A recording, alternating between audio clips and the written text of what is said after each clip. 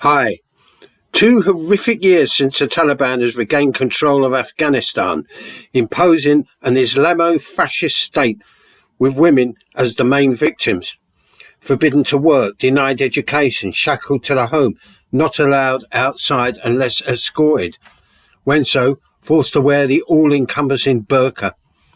Instead of participating, as previously in sports, I've just finished watching the England-Australia Women's World Cup semis, there are reports of women being beheaded and their bodies thrown in rivers or simply left on the street.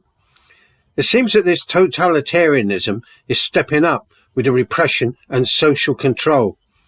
Gays executed, music forbidden. So much for the new, more fluffy Taliban Mark II.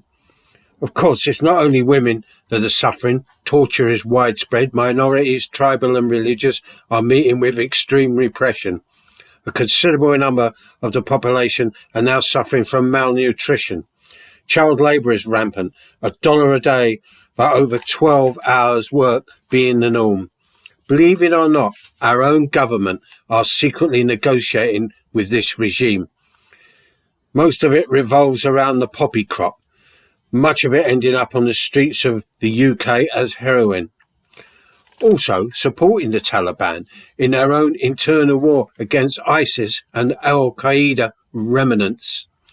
Also, adding to the horrors, in remote villages, women are selling their kidneys to be transplanted into the wealthy in other Muslim countries in the Middle East. This is with the complicity of the Taliban.